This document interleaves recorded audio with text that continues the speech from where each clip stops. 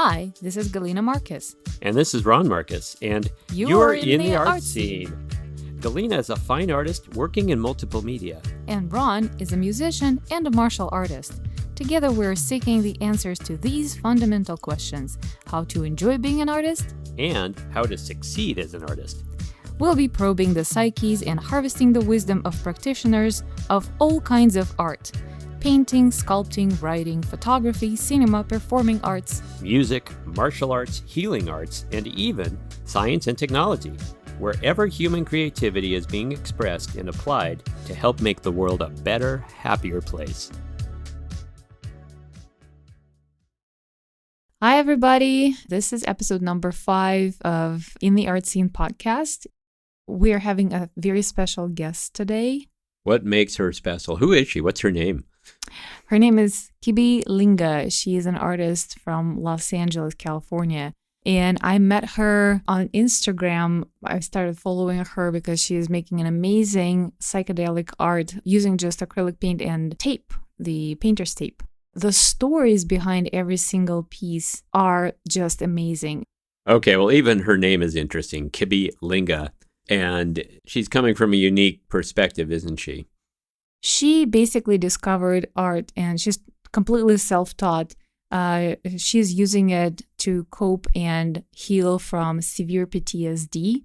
She coded the entire language into her paintings. Her story is one of a kind, and we're really happy to be able to share her story with you. Well, and I might add that while her story is one of a kind, it's actually very relatable. And for a lot of us, there is value in hearing how she is using art for herself and to help others. And I think that you may find something in there for yourself, too. All right, well, let's get into the interview. You had a really good talk with her, so let's get right into it. Hi, how are you doing? Hi. It's so nice to finally to meet you. I know, it's been a while since we first met, but hi, it's wonderful to meet you as well. Yeah. When I first started the blog, I reached out to you. You were one of the first ones, and you're like, "Yeah, I'm going to do the video for you." Yeah, and then life on life's terms and emotions and hardships to deal with first. But I'm so grateful to be able to do this with you because it's a lot easier on me, and we get to connect. So. Likewise, I was actually thinking about starting a podcast for a while, but I was so scared to do it myself. My husband jumped in and was like, "Hey, let's do it together." And he's kind of in the music world, so yeah, it makes it a little bit easier on me too. And I was thinking that it will be a lot easier for a lot of artists to, just jump on the Zoom call and have a chit chat, but you'll be surprised how many people just say, "Hey, send me the questions and I'll write them up." Okay. Well, tell me a little bit about yourself. Of course, yeah. My name's Kibbi Linga. I go by Kibbi, and I'm on the West Coast in Los Angeles. And I'm a psychedelic abstract artist. It's my main medium. And my story is I picked up art in May of 2019. So it hasn't been 2 years yet. It's been an abrupt change in my life and a glorious one. I started a path of finding my true self and healing from my disease, which is PTSD. And art has been one of the biggest tools. And with it essentially just being a safe place for me to express my most authentic feelings and pain in order to help me heal. I totally understand because for me, painting has a similar effect. And I see it. I run this intuitive painting class for people, and I kind of designed it the way that I prompt people to tap more into the right emotional brain hemisphere, and it's just amazing the effects that you see on people, like after even 2-hour class. So yeah, I totally hear you. And I have a little background, not a little, I have a degree in psychology, so I kind of understand that sometimes nonverbal expression is more powerful and more easy because you don't have the same barriers as you have in a conversational therapy. Yeah, so healing powers of art is Right. Amazing. Right. And I like what you said about seeing others do it as well. There's something so fulfilling to me to see others speak their truth through art. Yeah. And Yeah. How comfortable are you talking about your story and your PTSD and how art helped you with that? I'm comfortable. I can absolutely generalize my story. Let's see, this is so impromptu, but here I go. All right. I was severely brainwashed as a child. I grew up in a very rigid black and white thinking. To put a long story short, I didn't know this, but my life was a lie. And I started embracing my PTSD recovery at age 30. I'm almost 33 now. And it was so severe that I had forgotten it all as a result of dissociative identity disorder, which is a normal response to abnormal trauma. But the story is basically being brainwashed, narcissistical abuse, in a nutshell, swimming in denial from all angles, not just within the family, and being heavily abused and in many areas, sexually, emotionally, physically, and by many people. But I know my truth today, and art is part of my solution, and I have my solution in front of me, and I'm embracing it. So, and that's my story in a nutshell. It's really not my story, but the points of my story are like the abuse that I suffered from. I generalized it there. So, yeah, of course, and you were being super brave and just admitting it and publicly saying that this is your story and this is what your art helps you deal with. And I think this is just such an important conversation for people, because there's a lot of stigma and a lot of denial as well, because there's more, I personally see there's more often a situation when a person doesn't even realize that they are in abusive relationships or otherwise traumatic situation. And they're just, pushing forward and lying to themselves. And I think art is one of those tools that help us really explore ourselves and say, like, hey, something is not right because this feels more right than that. So right. Because if we can be authentic with what we're creating, yes, we can be authentic with ourselves. Yeah. So how did you, I assume that you started your healing process before you began painting, right? And so how did you discover that art is something that helps you with that? So, it was recommended by my therapist to find an outlet of expression. Obviously, I have PTSD, and I went to the art store, and it was very intuitive for me. Also, a part of my abuse, and I don't wish to say it here, but happens to revolve around colors.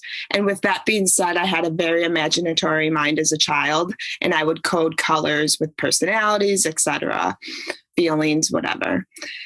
And so today I have a YouTube channel where I speak my truth through colors. So I use that imaginary gift as a child today in my expression. And that's how I found it. And it is part of my true passion because I was so imaginative as a child.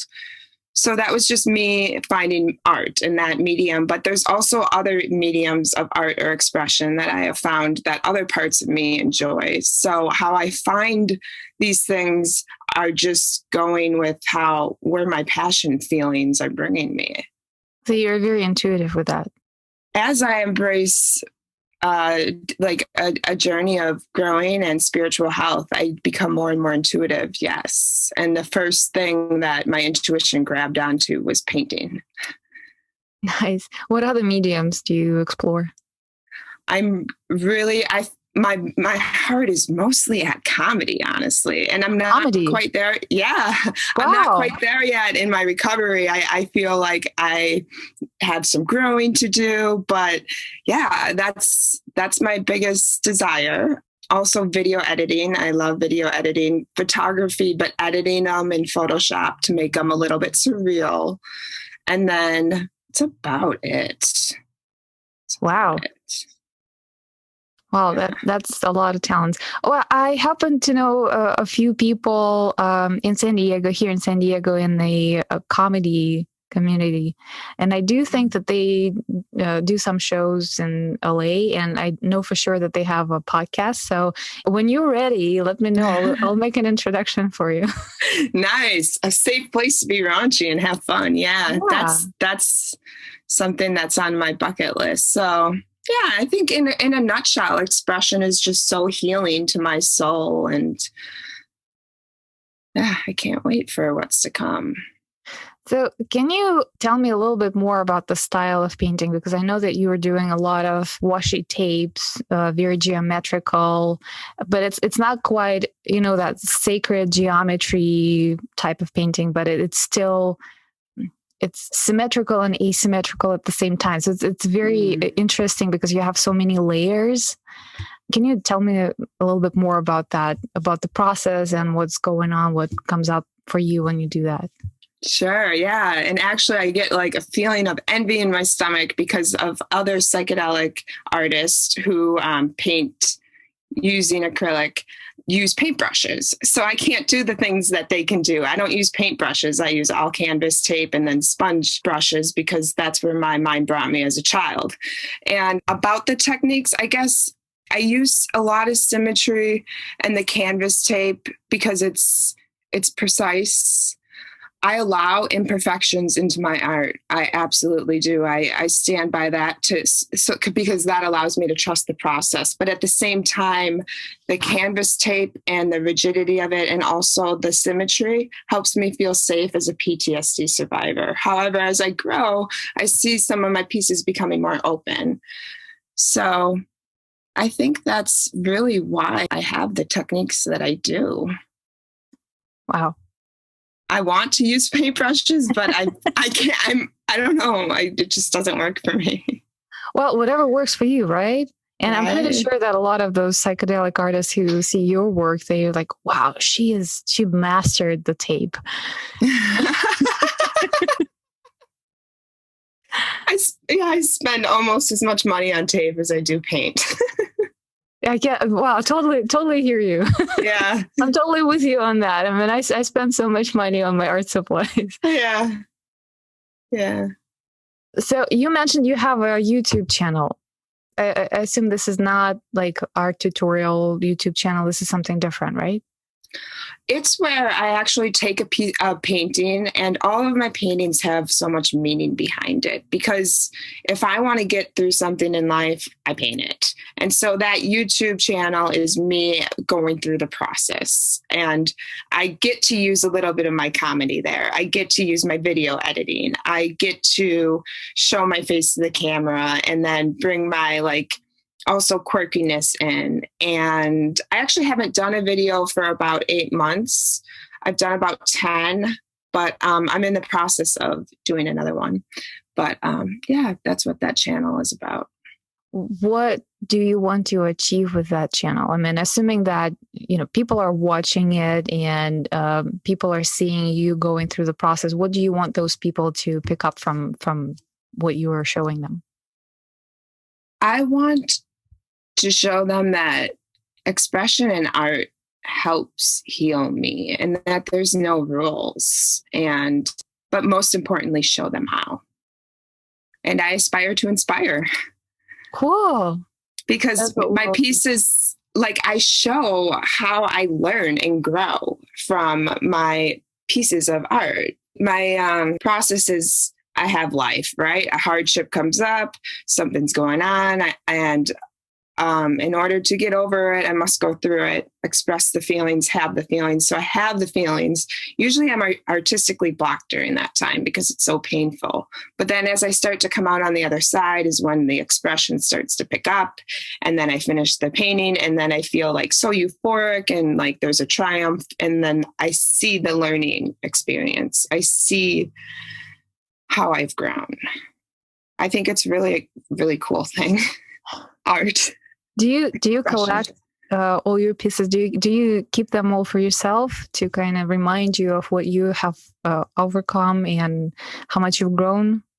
I do, but I'm starting to need more money and I'm starting to run out of space. So I'm getting ready to put some in a some space and start selling in a few months. And that's a whole process and journey itself. So, but yes, I oftentimes reflect back and my heart just melts. Sometimes I reflect back on a piece in an area in my life where I'm struggling, and I get lifted by it because I remember that there's beauty on the other side of whatever the struggle is. As you were talking, I'm thinking like that would be so cool to put them all in a book, with a little bit of, I don't know, inspiration, like inspirational writing quotes or little stories or something like that, because that would, I bet it would change a lot of people's lives. Thank you. That's very encouraging of you to say. And actually on my website, I'm taking the time, and it's taking many months, but as I sell my pieces, I am writing the story of each piece and, the amount of hope and what hope each piece brought me. So I really appreciate that, as it encourages me to keep going. Yeah, absolutely. Absolutely. Keep going. It's amazing that you're doing it, because I totally see some sort of a book in your future. Thank you. And have you sold your art so far? Only prints here and there, but no, I'm getting ready. It's really an emotional and also the back end part of it. Yeah. Who wants to do that? It's a process, but I haven't sold any of my original art. I was just, my question was how people who are collecting, if not originals, prints of your art, how do they respond to it? What do you hear from them? They love it so far. Some people have started to do the same thing, and it makes me so giddy, but like paint their pain, and then they come to me and they show me, and it just fulfills me so much. And this might be after they have gotten a piece of mine or something, and I'm just like, wow, or seeing that someone's really happy about a piece on their wall and seeing it in their Instagram story or something. It feels really good. But at the same time, I have held back a lot of selling my art for other financial reasons. So I haven't sold a lot of the prints. It's amazing. It's amazing how your work inspiring people to start their own healing process. Thanks. I'm actually very grateful for social media in 2021. That's one thing to be grateful for because of the connections, the people, the support that I've gotten through it, the connections that I've met, like-minded people, etc. Absolutely. Yeah. Social media is I have such difficult relationships with social media. Well, that too. I think everybody does in a way. But yeah, this is a great tool when you do have an important message like yours, and people start picking it up. I think social media, in that regard, serves a lot of good. We're just gonna, close the eyes to another side of it. Yeah, that is true. Yeah. The good side is good.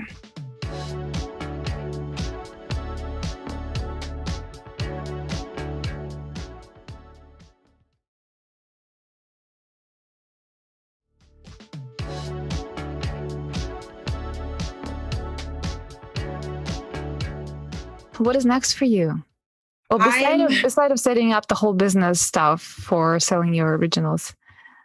What is next for me is I have my next YouTube tutorial is me expressing a piece. It's a beautiful piece. I think it's beautiful, which is all that matters, by the way. If I think a piece is beautiful, I'm fulfilled. And the piece is called I Love All. And it's actually me expressing the belief of how I love everybody, no matter what, imperfectly, no matter who they are or what they've done. And it's a very vulnerable thing for me to say that and for me to put myself out there like that. And I'm in the works on that. I'm also in my PTSD recovery, but I have been diagnosed with dissociative identity disorder. So what that means, you probably know as a psychologist, but the way I like to say it, because I'm I'm in spiritual health more so than mental health, is that I have 3 different inner children. And my first one, Kibbi, who you see here, the painter, has done a lot of work on my early childhood trauma. But my middle, the 13 to 23 and 23 to 30-year-old inner children have some unexpressed grief or unexpressed feelings. So I'm hoping and praying the universe for the time to nurture those 2 other inner children so that I can collectively come together and become a better and healthier me, so that I can go out there and sell this art or go out there and aspire to inspire. So I'm really just focusing on my recovery. And I think I talked to you about this. I was like, yeah, time's limited right now. I'm like, yeah. So these inner children have popped up, but I want to just love and nurture them and give them the healing that they need so I can be a better me. So that's honestly what's next.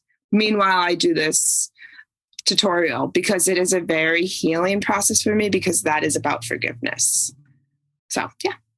That's quite a journey. In one of the previous episodes, I was talking to another painter. Her name is Cody Asp. Her art is very erotic. And she also originally was coming from the same kind of position of expressing her feelings that she wouldn't be able to express otherwise, and from also some abusive situations. So it was a lot of healing for her as well. And we were talking about embracing inner child. And she showed me a little piece that she drew with her non-dominant hand. As a reminder that, like, this is a child in me, like expressing herself, and she keeps it always somewhere where she can see it. And people think that that's her niece painted it. And she's like, no, that's me. Yeah. And she's in our age, in her 30s too. So, and I shared my experience in a therapeutic situation. I had a conversation with a little me. With like 5-year-old little girl who was totally alone and scared, and how that was so emotional. And so I haven't probably ever cried this hard in my life before. I was literally physically, I was feeling the embrace of a little child who was like this tall, like up to my chest, and like feeling her crying on my chest, and talking to her that I'm going to protect her and I'm going to be with her and lead her, and she doesn't have to be alone and lost. So yeah, this is something that I think what I'm trying to say, there's a lot of power and a lot of wisdom and knowledge in our little selves that our adults still need to pick up, right? Right. Yeah. Right. Yeah. And I feel you too. And I felt the vibrations of love just by listening to you. And it made me reflect back on the first time I found and held my inner child, like you just spoke of, and felt the same way. It was like, oh my God, I love you so much. Yeah, absolutely. Yeah, that's that, endless unconditional love feeling that, yeah, it's just nothing else like that in the world I haven't felt. Yeah. Well, that's quite an emotional conversation. I know. Yeah. All right. Well, is there, you're on quite a journey, and it's probably going to take you, some time to accomplish everything that you want to accomplish. But if you have an ability to look a little further in the future, is there a project or is there something that you would want to do, or like your dream thing that you want to do artistically? I want like a life filled of just being self-supporting through the arts. I want to continue to paint and sell my art, but also make money through other ways. I want to one day like be a motivational speaker of some sort, and then also I want to mentor other artists. Like I want to do workshops. I want to advocate for cannabis and work in that industry. So I want to like and then also meanwhile adding my other outlets of expression and seeing where they take me. So I just want to like create authentically and find a way to be self-supporting from it. Well, you just put it out there in the universe. It's going to come back to you, I'm sure. And law of attraction is my middle name. So if I believe it, I achieve it. I'm with you. I'm totally with you. Yeah, that's right. I put it out there. What would you say to other young artists who are, I mean, I'm kind of in the same way. I left my job a couple of years ago, in 2019 actually, as well, to pursue an art career. And I'm going through a lot of things like self-doubts and imposter syndrome. And sometimes, there are days when I feel like I just create and nothing else matters. And there are some days when I feel like, okay, whatever I create, it's not going to take me anywhere. So I have my ups and downs, and I'm pretty sure artists who are in the same position as us, like just starting their art career, they are going through a lot of things like that. What would you tell them? Well, it's hard. It's very discouraging to feel artistically blocked or discouraged from my art or separated from my art or my passions. But what I'm learning is that these times make me a better artist, but also these times when I'm not inspired. And I think this is what you're asking. Cut me off if I'm wrong.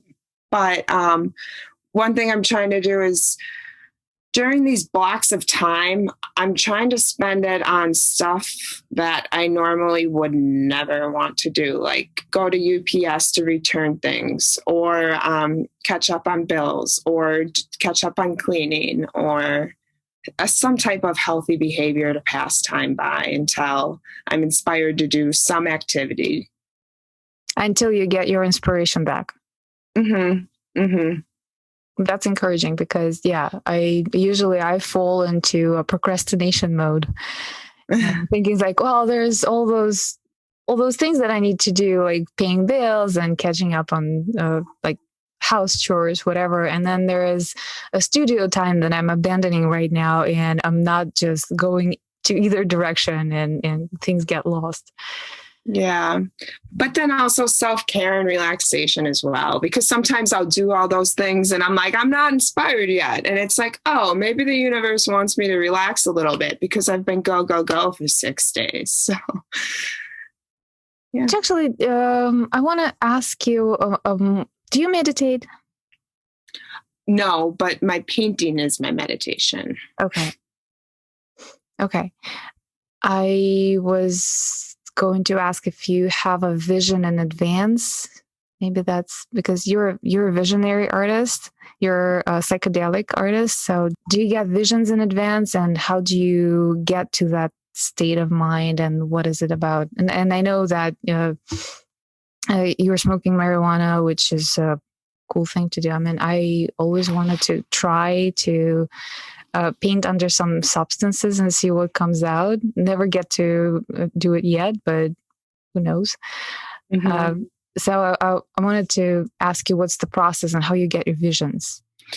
Well, first is identify whatever's going on internally. So the hardship. And then that inspires me to create a title. And sometimes, but not always, I share it with a close friend of mine just to see like what they think. Like, oh, yeah, that sounds like a good idea for you right now.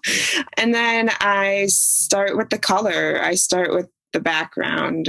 Like if it's a mysterious feeling, I'll put purple. And then whenever I'm ready, and this is after I've had the feeling for a while, and I basically start the piece of art when I'm like a certain percentage in the feeling, like, I don't know, 75. And then as I finish the feeling, the layers unravel. And then basically the feeling and the piece of art end up finishing around the same time.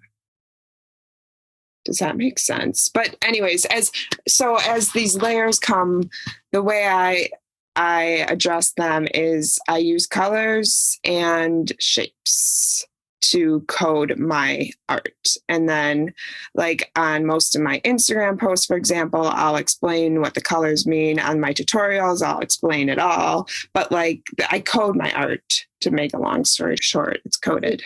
So it sounds like you basically create the language. So it's like, for example, when I was finding my second inner child, I'm looking at that piece because it's out right now. She was telling me who she was. She used blue because she's loyal. She used different shapes to say that she's had really painful relationships in the past. This is kind of a weird example, but yeah, everything's coded. And I kind of like set the own rules in my head. Yeah, if you can send me the photo of that piece that you're talking about, I can put it on the blog that will come out at the same time as the episode. Okay, cool. Yeah, well, that if you did that one was an interesting piece. I just want to say it was very spiritual in a sense of me connecting to my truest self and finding my second inner child and having my inner child speak to me through that piece of art. And like you were saying before, your inner child spoke to you through non-dominant handwriting, which is very common for people. For me, my inner children speak to me through my art. So that one's Paige. And you also, when you speak, you speak separately about emotional healing and spiritual healing. I'm also on some sort of a spiritual journey, but to me, having a degree in psychology, it's all about emotional healing. So I wanted to hear your position of what spiritual healing is, or at least what is it to you? In a nutshell, spiritual healing to me, well, my foundation that connects me to my true self, my, and everyone has their own. So for some, it's religion. For some, it's whatever, psychology. But for me, it's 12 steps. And so that in a nutshell is just believing and finding a higher power, which I have. I have an amazing higher power that keeps growing. It's really ironic. And then taking responsibility, and then addressing the dysfunction within myself, and then, just maintaining my growth, keep showing up, and then being of service to others is my spiritual health journey in a nutshell, kind of. Well, kind of makes sense. Mm-hmm. Yeah. And then I incorporate mental health as well in my recovery. However, I will say I strongly favor spiritual health. All right. No offense. No offense at all. No, I feel like when I talk to people about this kind of topics, in the end, it all drills down to the same kind of thing. So it seems like we all are pretty much on the similar journeys. It's just we prefer different ways, or like different side ways, and a different language for different things. But it really doesn't matter. Whatever makes you more comfortable and whatever makes sense for you, that's the right way to go. Yeah. I think that's the beautiful way, is that everybody has their own way. Everyone gets to choose their own way. Yeah. So. Yeah. All right. I guess I'm out of questions. Cool. I'm talked out. So that unless you have something that you wanted to talk about, because I kind of, tried to prompt you, but maybe you had something in mind that you wanted to share. For any of the listeners who do want any advice or looking for artist support, can feel free to DM me right now. I'm open to that. Wow. That's awesome. Well, speaking of that, how to find you online, where people can go to see your art and message you? Kibbi Spills Art on Instagram, or Kibbi Linga Spills Art on TikTok, or Kibbi Linga Spills Truth on Twitter. So just on social media, Kibbi Linga. Okay. And what's your YouTube channel? Kibbi Linga Spills Art. Okay. And you have a website? Yes, kibbispillsart.com. And I'll hopefully have a whole bunch of originals and prints. For my goal is to get everybody's budget on there, and by the spring. Okay, so the shop is coming. Mm-hmm. Shop is coming. And so before that, if someone wants to buy one of your originals, they can just DM you on Instagram or any other social media, right? Yes. Okay. Yeah. Perfect. Well, I hope everybody is listening carefully. Kibbi is ready to sell her amazing original art. Wherever you are, just jump on your phone and start texting her right away. I'm right here. All right. Thank you so much. That was an amazing conversation. Thanks so much. I enjoyed it a lot.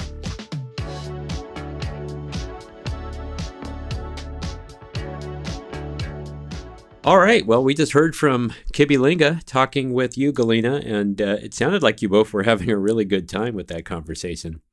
Isn't that amazing what she does with her art? The amount of followers she got on social media and people responding to her art in the way that she is inspiring them and helping them find hope in the healing powers in art. It's just absolutely amazing. Yeah, you've got to check her out on YouTube as well. If you thought she was vibrant and energetic in this interview, she's like that on steroids when you see her channel. It's pretty fun to watch and pretty inspiring. Yeah, and we include a link to her YouTube channel and even one embedded video in the blog post that comes with this episode on our website intheartscene.com.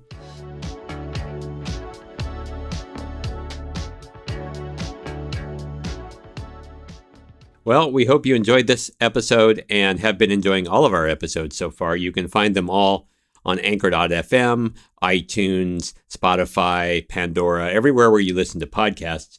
You can also go right to intheartscene.com. And if you're interested in telling your own story on our podcast, let us know. Leave us a note right on our website. And please share our podcast with your friends or people who you think would be interested in listening to this kind of content. And leave us a rate on iTunes because it helps other people who are interested in this topic to discover us. So we will be super grateful if you do that. And with that, we'll let you go for now. We'll see you in the next episode of In the Art Scene. Yeah, we did it. We did it finally. I don't know if we'll ever be able to do it again. We'll see.